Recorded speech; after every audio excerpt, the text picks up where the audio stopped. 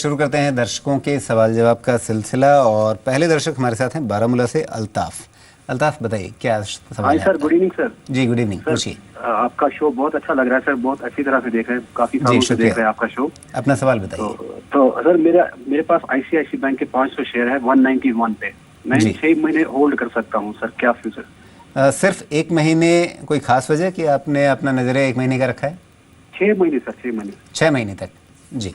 चलिए, तो यहाँ पे छोटे अवधि का कह सकते हैं, छोटे अवधि का एक निवेश है और अभी तक जहाँ तक चार्ट के मोमेंटम की बात है तो उसमें कमज़ोरी ही दिख रही है। लगातार इसमें एक ढलान है और कहीं भी सपोर्ट लेता हुआ, सहारा लेता हुआ किन्हीं स्तरों पर दिख नहीं रहा है।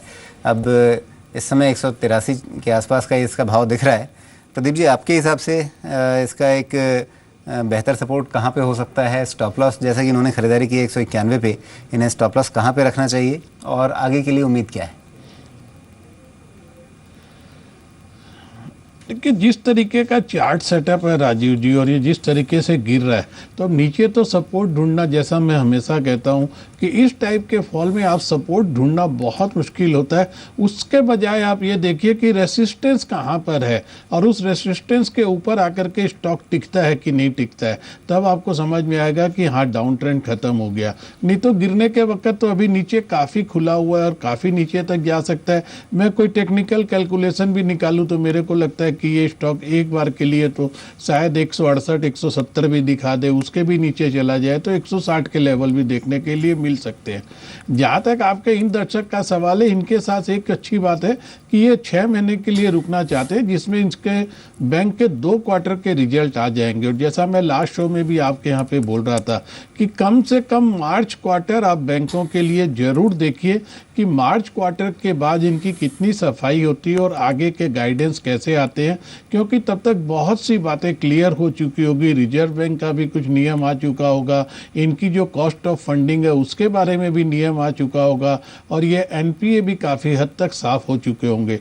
तो आपके पास 2 क्वार्टर का नज़रिया देखिए। वैसे तो आप स्टॉप लॉस नहीं लगाएंगे तो यहाँ से भी 180 का, ये शायद 130 भी हो जाए तो कोई बड़ी बात नहीं है, नकारा नहीं जा सकता है।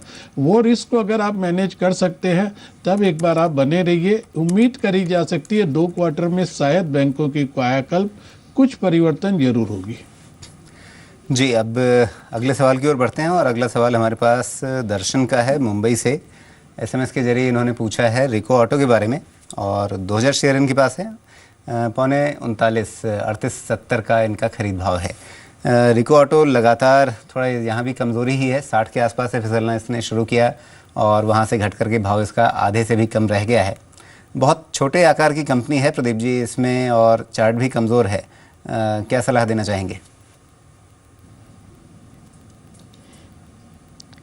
देखिए, बहुत मुश्किल है, क्योंकि जहाँ से आपने बता रहे हैं ये स्टॉक में 13 रुपये से मूव हुआ था, जो धीरे धीरे कहीं भी 58-60 तक गया था और जैसे ये 55-58 तक आ चुका था उसके बाद तो एनालिस्टों ने इसका 75 रुपया, 80 रुपया और 100 रुपये तक की टारगेट में आप लोगों के चैनल पे सुन रहा था।